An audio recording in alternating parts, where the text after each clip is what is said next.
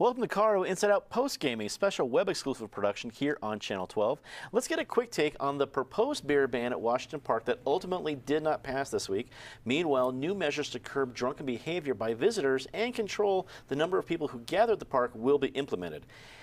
Patty Calhoun from Westward, this seemed to go all over the place where we questioned why it was just Washington Park, and we thought it was going to be this big deal, and then it just suddenly died. What happened? Well, and it sprang up so quickly, too, because City Councilman Chris Nebbett, who represents the west side, some of the neighbors on the west side of the park who were upset about bad behavior filtering off the park, proposed it to Denver Parks and Recreation. Seemed to be moving pretty quickly along. Charlie Brown, who actually represents the park, was a little peeved that he hadn't heard about it. He came up with a whole bunch of proposals instead of banning 3-2 beer, which is allowed in any park in Denver. And now, ultimately, after I'm assuming a lot of behind-the-scenes fighting and the Hancock administration figuring out just who was going to be the most peeved, they adopted a lot of what Charlie Brown had proposed, and they are going to be patrolling the park a lot more. They're putting $100,000 into policing it, but if someone thinks 3-2 beer is the only reason parks have problems, they're not really being realistic. Exactly, especially kind of the problems they mentioned was going on in the neighborhoods. David Kopel from DU Law School and the Independence Institute, did ultimately the right thing come about from that was started the wrong way, or was that just dumb luck?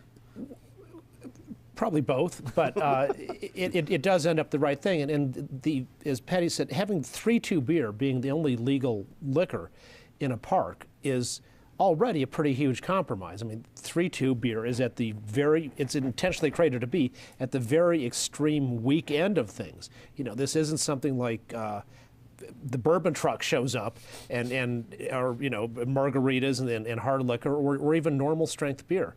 I do think when you have 3.2 beer, which can be good and refreshing on a hot day and really has very little alcohol, it's important that there be a good system of public restrooms there. Mike Litwood from ColoradoIndependent.com. Did Charlie Brown save the day on this one? Well, I'm fascinated by this whole idea of, you know, we are the pot capital of the world now, and alcohol remains the real issue as far as public behavior. And yeah, I mean, if you have an issue in the park, then you need to have more security in the park to make sure that this is not an issue. It's not that hard. You can't ban drinking, because drinking will happen anyway. Unless there's security, nothing will really change. So yeah, it was a good outcome. It was the usual foul up along the way.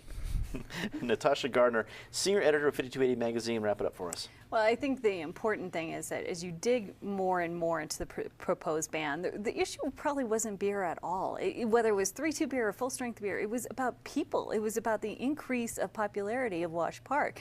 And if anything, maybe Denver Parks and Rec should spend more time doing a campaign for the other parks in the city, which are just as beautiful and just as interesting, and find ways to alleviate some of that crowding that's happening in Wash Park right now.